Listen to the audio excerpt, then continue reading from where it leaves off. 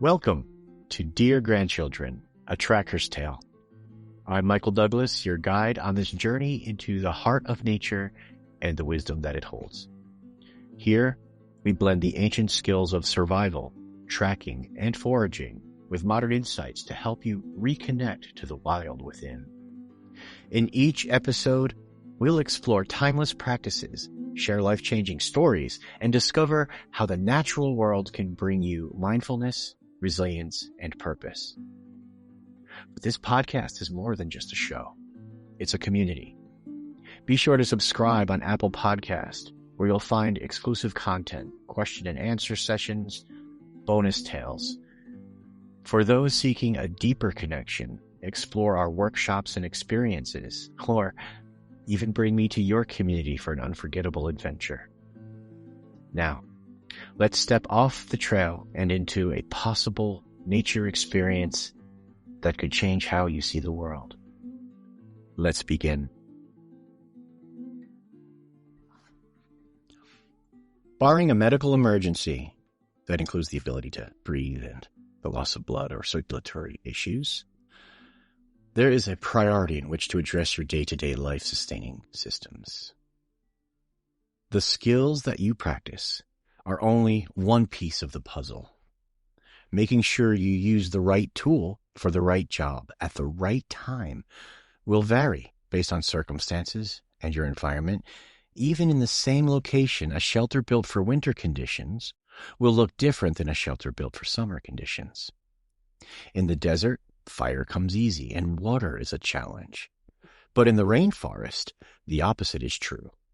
Your skills are meant to be living, working tools that can be used in a modern world and a wide variety of places and circumstances. There's no point in making a plains bow unless you have access to a horse and a herd of buffalo. You have to adapt your skills and the tools you use to fit the circumstance. Adaptation comes through experiences. I encourage everybody to hold their craft in a variety of situations. Practice bow drill in the rain or above the Arctic Circle using local materials. Practice tracking in leaf litter. If you hit a plateau with one skill, try it again with your non-dominant hand or blindfolded or with a rock tool. We call this working your edge. The idea is that you set yourself up for failure in order to learn. It's creating the challenge and falling flat on your face sometimes, multiple times in a day, that gives us wisdom and insight. It's more valuable to learn what doesn't work in order to fully appreciate why and also what to do to make things work on the fly. And yeah, sure, the journey may seem confusing, uncertain, even frustrating at times. But as long as you hold it in the context of growth, and you know that whatever you invest in, the skill will come out as wisdom, as a better understanding of your craft, you'll then be comfortable when things really go squirrely. It's a wise investment in time and calories. When things go off the rail for real, you'll almost welcome it. So push your skills to the point of screwing things up a little before you really need to perform. Being comfortable in uncomfortable situations is one of the key elements of adaptability. In the Marine Corps, we had a saying, embrace the suck. And I didn't understand it. I thought it meant get used to being miserable. And it's not about accepting misery as your baseline. It's about looking at misery as an investment and on the other side of it, the reward. So aim through the target. Embrace misery because the gifts of it are coming. And once you understand this, the context in which each life-sustaining system builds upon the next, and how you can use these things as a flexible guideline to support your health and well-being, and more importantly for some of us, the health and well-being of our loved one, will be easy. You can look back at all of the trials and the errors and realize that when it comes to survival, adaptation is the name of the game. Even the native cultures of our tribal past were not purists. Our ancestors often took ideas from other cultures and used their minds to create better extensions of their limbs and senses with what they saw the neighbors doing. Adaptation also means there's a detrimental aspect to being a purist. Sure, civilization has its issues, but it also has some advantages. I'm all about the ongoing ultimate skills challenge, where bringing a knife is considered camping. I don't hire my staff until they have at least a year in the woods. The ideal test would be to go in with no clothes and no tools and come out 10 pounds heavier, fully clothed in natural fibers with a pack basket full of handcrafted essentials and a series of seasonal migratory shelters already built and ready to go. But there's a cost to that lifestyle. The challenge of having no one to share it with, the isolation from opportunities, and the limited application it has on building long-term healthy relationships are just a few of the real elements to consider. Trust me, being homeless with style is still being without a home. And the nurturing human connections we all need to flourish, you have to recognize the importance of modern conveniences and ways of thinking. I often say in our wild foraging courses that the difference between a food, a medicine, and a poison is dosage and frequency of use. We are well dosed with both the conveniences and the pitfalls of our modern life. But we could also overdose with natural world to the point where we ourselves become detrimental to both the human and the natural landscape. At some point, you are going to have to accept that they are both part of the same world. Trust me on this. I lived it. Do not turn into an environmental sociopath or a hermit. It's unfair to the people who care about you. And while it's fun in your 20s for a couple of years, you begin to look back at all of the bridges that you've burned and all of the lost opportunities. If you're a purist for a cause, enjoy the ride, but remember, you get more positive change from the creative and productive application of your skills as you develop mutually beneficial relationships that reverse entropy. People will tolerate you less the louder and more extreme you become, and welcome you more when they see you working to reverse entropy and increase bounty. And the idea is you're increasing bounty, flow, and balance, whatever that means for you. A boy will die for a cause, but a man will live for one. While that revolutionary is yelling "sell out," the farmer is growing to feed his family. I learned the sacred order of survival in the Pine Barrens of New Jersey from Tom Brown Jr. He would state in front of every standard course that when Grandfather Stalking Wolf used the term sacred, you knew it was important. In today's world, people like to complain and pick at any system for its flaws rather than try it out and understand it more fully. Remember adaptability? It means there are no absolutes. I've seen way too many chair-born rangers eager to jump on the variables without spending the dirt time to flesh out the validity of an approach. So what I'm about to share with you, you just need to know, has survived countless generations of incredibly efficient, resilient, effective craftsmen in the harshest of conditions. And while I'm a student of this, and I can't even hold a candle to the shoulders of the giants that I stand upon, I take this system and apply it wherever I go. And I've had success in northern Sweden, above the Arctic Circle, in the Philippine jungles, in the high deserts of Washington State near the Yakima Reservation, and here in Maine I use it regularly, from the coast to the western mountains. And of course, it worked well where I learned it in the Pine Barrens of southern New Jersey. The sacred order starts with your attitude. Why, of all of the skills of shelter building and fire making, trapping, snaring, tracking, foraging, food preparation and storage, water containers. There's so many. Why of all of them do we start with this internal thing that doesn't seem to shape the land? Because it is your foundation. The reason the sacred order of survival begins with your attitude is because beyond your genetics, you're only shaped into the person you are and also who you might become by only two things: the environment you choose to immerse yourself in and what you choose to focus on in that environment. Both of these elements are based on your choice. I've been told that a productive or a destructive survival attitude has two parents. The first is choice. You can choose to see the world as a playground full of hidden treasure to be discovered, or a barren wasteland devoid of healthy human relationships, or any infinite series of variables in between. It's your choice. Just remember, what you choose to focus on will become your reality, whether you put mindful effort in it or not, whether you are self-disciplined and conscientious of it or not. Ignorance and inaction are also choices. Not making choices is a choice, and each has detrimental effects to your overall health and survivability. Your brain will filter out what it perceives to be unimportant to that focus.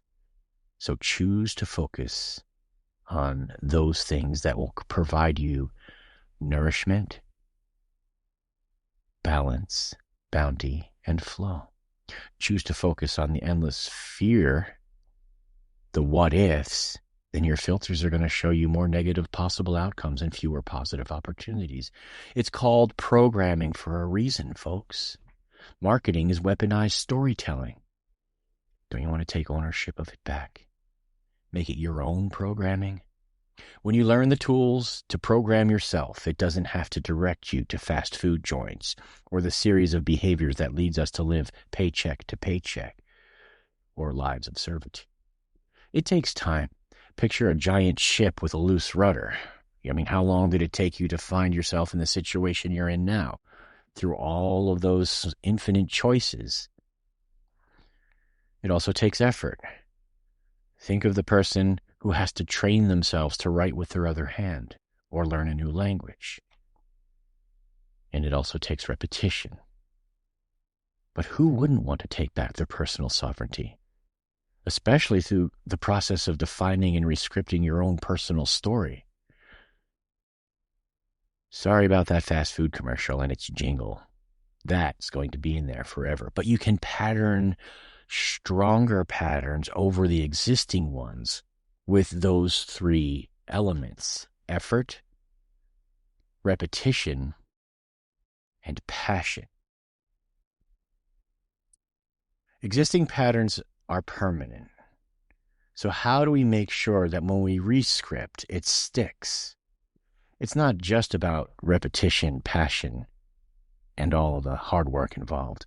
It's also realigning your ancestral or genetic memory so that it helps support you in your modern world. It's funny because as kids, we wanted to build forts. Translated, learn effective shelter building. As kids, we wanted to play predator-prey games. Translated, how to go out and provide for our family. The math, the science, the literature that's available to us in our today's world is due to our ability to track and interpret the landscape so that we don't starve to death, so that our kids don't go hungry. So we have an opportunity to go outside and play again in your 30s, 40s, 60s, 80s, and address these existing patterns. These are the tools crafted by our ancestors who were masters of budgeting their calories and time because nature commands that. Our great-grandparents were incredibly pragmatic and efficient.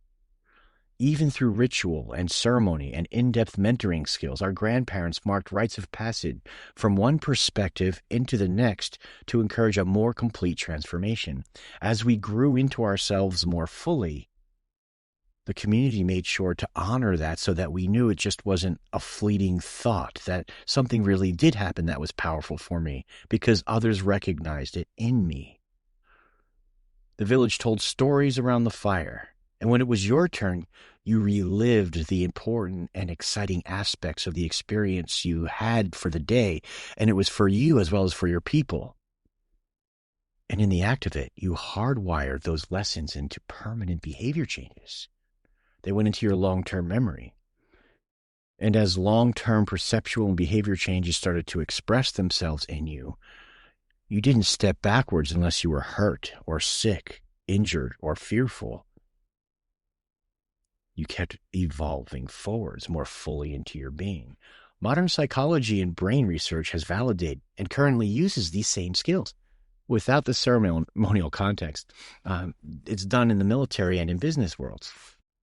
We have always been able to create systems of recovery that will suit any direction you want to go in by using the same tools. We just weren't taught these things in our modern schools. Modern school isn't about cultivating self-actualized human beings. We're just rising out of our genetic pre-programming, absent of cultural support, almost as if it were an atrophied expression of street smarts. And being spit into the world in our late teens, many of us don't even know who we are yet. Yet, in spite of all of this, women's intuition, gut feeling, green thumb, deja vu, these more ancient voices faster than thought speak to us in feelings and emotions. Choice is listening to the voices that come through, regardless of the language. I don't feel right about that guy. I don't think they're going to stop at that light. I've got a bad feeling about this. But in the end, choice is up to you. For those committed to reclaiming their own skills, their own lineage, accepting the inheritance of the wisdom and love of the collective grandparents, awakening your birthright of childlike curiosity and developing it into the fullness of your human adult expression, which is basically the fullness of your abilities and being.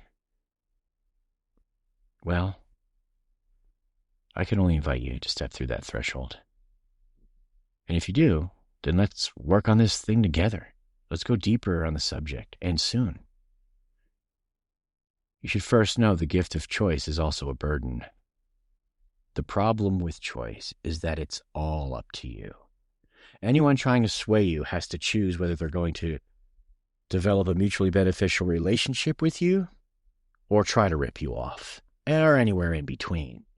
And you have to choose how to know the difference and manage hundreds of choices at this level every day. Choice often involves a degree of faith, and it's frequently hobbled by doubt and distraction. Am I good enough? Did they really mean that? Is this something I should? Luckily, the second part's awareness. Awareness is a choice that allows you to open up your senses and engage in the entirety of your present situation in a manner that can be and should be for the health of your own psyche alone, sustained for over 80% of your waking state, or not. It's your choice. With so many infinite choices and outcomes, the next logical step is to either spiral into the abyss and pick a variety of debilitating poisons, from fear to despair, rage to envy, anger to apathy. The more you spiral, the deeper the hole gets, and some people never find their way back out. Or you could quiet your mind and open up your senses, become fully present and without expectation or judgment or narrow focus, absorb everything faster than thought. Have a system as equally fast for peeling back the layers from your brainstem, which acts instinctively to immediate survival threats, through your limbic system, which refines sensory input into the universal interspecies language of emotion and feeling, and into your neocortex, where the problem-solving and language happens. Through time, you'll have acted toward a solution. It won't be a goal that gets resolved. It'll be a movement toward improving your condition. When you voice or hold silent for the benefit of hardwiring the behaviors you want in yourself, your actions speak louder than your words. Your silences hold volumes of information. So the second parent of a productive survival attitude is awareness. It's not situational. It's so much more than that. It involves slowing your internal pace, quieting your thoughts, developing your senses, and learning to read the subtle patterns of energy moving through systems and what each disruption in those patterns indicate. Understanding these indicators and how they relate to each other can affect you profoundly.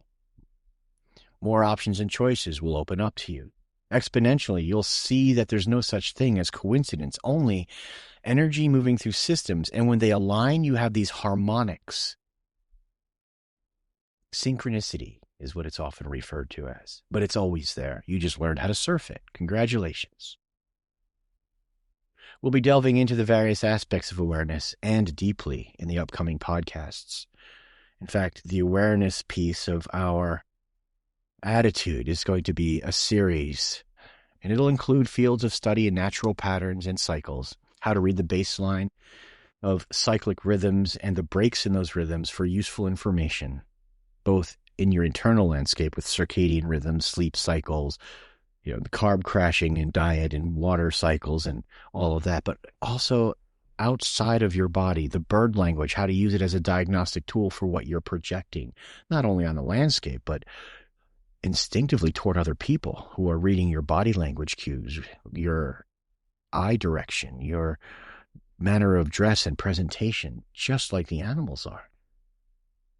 This will set the foundation for you to better understand wildlife tracking human subjects, lost proofing, reading the forested landscape for history and events spanning centuries, decades, and years, and knowing how fields were used before they became forests, and reading the clues to know how many times the forest had been cut or burned before it reached its current state.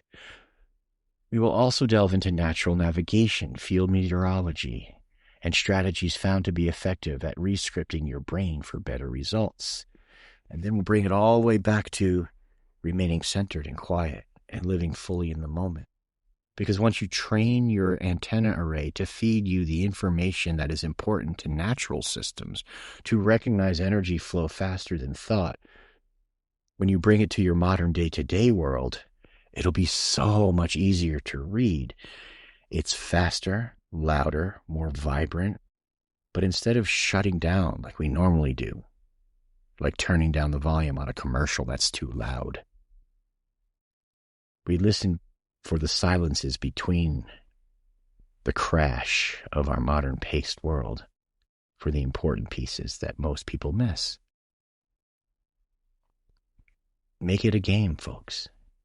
Because if you don't, well, it's going to become something else. It's your choice. There was a time before electricity where the people lived close to the land.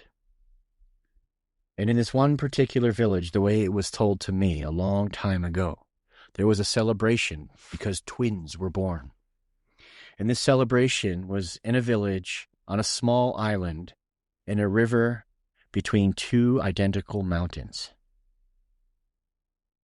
Twins were rare, and to have them both survive, especially at the time of year they were born, was nothing short of a miracle, and so the village was overjoyed. But as things do, they settled down and got back to the natural rhythm of things, and the adults would go out and hunt and fish and forage, while the elders, they stayed back and took care of the young as they tanned hides and prepared the fires. And it was the elders who started to report to the others around the fire that these two had something going on. They had this weird ability to communicate. Even in their cradle bards, they would stare at each other as if conversation was going on. And some of the wiser elders, the more sensitive, they could feel it. They had a tight bond, these two brothers. And so it wasn't unnoticed that one day when both of them, now a little on in their development, started crawling towards each other from opposite ends of the village and stopped right there in the center, staring for a while. It was one of the grandmothers who had the greatest empathy, who could feel and understand that this was them wishing each other well, that they were about to embark on their life's journey. Well, the first brother, he turns around and goes off, beelining it out of the village straight towards the creek, because on the other side is his mountain to climb. His little knees and hands hit the cobbles, and they're cold and they're hard, and he whines a little bit. They click and they clack, and he accidentally stubs a finger and he starts to cry, but he continues. He grumbles. He doesn't have words yet, but another time a knee dislodges a rock and a salamander squirts out and runs across the tracks of his little tail dragger shining in the sun, but this boy has no interest.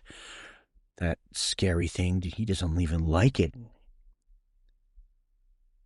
He's got a scowl when he reaches the water's edge, his little hands splash right into the clear liquid, and out of sheer terror he jerks back, trying to shake the stuff off, not realizing that he's standing for the first time. But when he does, his eyes get big as saucers and he slips and falls in. He starts splashing around and exhausting himself, angry at himself and this wet stuff and embarrassed. He looks around to make sure nobody can see. And in looking around, he makes a glance down into the water and he sees fish. And he is terrified. He picks up a rock and he throws it at the fish and he curses at them for their mere existence. And he kicks and he punches and he flails.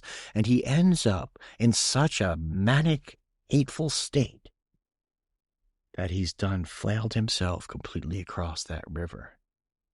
As a young boy, he drags himself out and he starts using his words. They weren't good words. They weren't words of compliment or achievement. They were words of dismay and distaste and distrust. And then he turned around to climb the mountain, and at the base he saw these massive trees, hundreds of years old, swaying in the breeze, towering over him, making him feel small. He rounds his shoulders and bows his head, hoping to not be noticed. And as he climbs up the slippery pine thatch, he doesn't get too far before, bam, he slides all the way back down on his keister. This disrupts the red squirrels, who are chattering now. He picks up a pine cone and he yells at them, "How dare you laugh at me?" It takes a number of tries of sliding a few more times before he finally gets his footing and makes it past the tree line as a young man looking down at the forest. "I am glad to be rid of you," he says. "You have given me much hardship. I am so tired of not being able to see the sun. Now that it's over, I will not turn around and say hello to you no more." And then when he looks up ahead, massive boulders in his way. And he's cursing the whole time. He's got to squeeze between them, climb over them. At one point, he hears the roar of a waterfall, but he can't be bothered by that. And then he sees a groundhog just laying on its back enjoying the sun, and he gets bitter. "Look at you, you lazy good-for-nothing." He picks up a rock, but before he could throw it, she's already gone. And then, psst, hawk flies overhead, and he looks with squinted eyes, jealous of her ability. And he gets past the giant boulders into the scree, the small rocks. And he's got a little tinge of gray in his hair. Wrinkles are beginning to form, crow's feet, on his scowl. And he goes, "Rocks, I am so done with you. These little ones must be easier." He puts his feet in the little rocks and they start to roll. And he's got to almost swim uphill. And the entire way, if it's not one thing, it's another. 2 steps forward, 1 step back. Oh, the whole way. And the rocks start to get a little stiff and cold, and so does he. And he's standing now at the foot of the snowfields leading to the peak of his mountain. The snow is white. His hair is white. His eyes are tearing up from the pain of the wind in his face.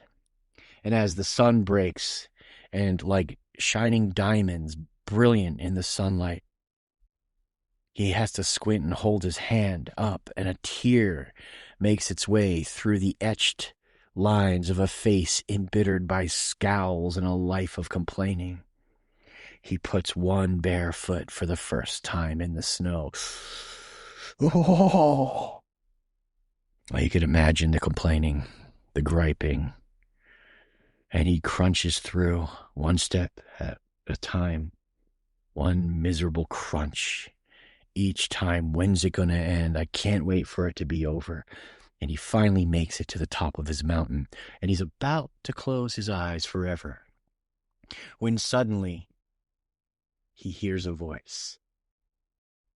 Yee-hoo! When he squints his eyes and across the way, he sees a mirror image of himself. But this guy's foolish. He's jumping up and down. He seems almost, he's happy. What a moron. So he yells over at his brother.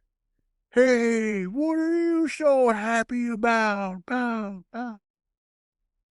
As it echoes across the canyon. Well, this guy swirls around with his crazy white beard and long hair, and he starts laughing. That's right, I got a brother. How you doing, brother?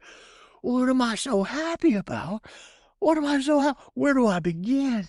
And then he starts to tell this crazy story of how when he was little, all of these rocks, they taught him how to move. And when he was careless, they would remind him a little stubbed toe or skinned knee. But when he was good, they would open up all kinds of discoveries. He talked about this salamander whose little tiny toe tracks in the shine of the tail drag across the wet rock led him to this magical place where he accidentally put his hand into this liquid. And when he brought it up, he was so astonished, so mesmerized, so amazed at the droplets coming from his fingertips captured in the sun that he didn't realize it taught him how to stand. And when he did figure it out, he got to laughing so hard, he fell in the water. And that made him so happy that he splashed and he celebrated until he was tired. And when he got tired, he went to look into the water, to cup his hands in, to put the water over his body. And there were these beautiful fish. It was as if they were waiting to be recognized and to play. And so he did. He played with the fish. They taught him how to swim. And he swam for a while. And he swam across the river because he knew he was being pulled to that mountain that he had to climb. But he knelt there in gratitude, found a really cool rock and skipped it across the water as an offering to the fish and to the river for all that he had learned. And when he turned, the cathedral of elders dancing ancient songs in the wind, the huge trees seemed to be welcoming him, and he felt a sacred sense that caused him, out of respect, to bow his head and round his shoulders. But then he said, I took myself a little too seriously because I ended up sliding down on my butt and got to laughing so hard, the squirrels were laughing with me. And he told this tale of making all kinds of friends in the forest, learning how to move invisibly with the deer, following grandmother raccoon as she taught her children how to find food, all of these things. And when he got above the tree line, he was a man who had an education born of the real. And he felt such a connection to all of that life that there was a little bit of sadness because of the bonds built. And he said, as soon as I turned around, it all washed away because there was the biggest rock playground in the world. And he talked about climbing from rock to rock and jumping over and finding caves. And then he told this story about finding a waterfall and running the powerful cooling surge of water through his fingertips and the mist cooling him down. And then finding Grandmother Groundhog. And he says, dude, she knew the best place to catch the warmest rays. And he said my heart and hers soared with the red-tailed hawk as it flew by. Psst. Reminded him he had a journey. And so he thanked all of the experiences gained interacting with the boulders. And he started to walk on these small rocks, and they started to sing and dance with him. And he started dancing up the mountain as the rocks made their sounds in a rhythmic fashion in response to his feet.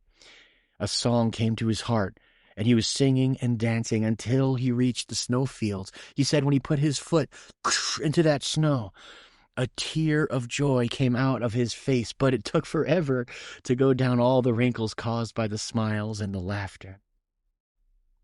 And he made his way up through the most beautiful field of diamonds to dance a celebration of his life. Now, at the end of his story, both brothers, well, they sat down at the top of their mountain, and they closed their eyes forever.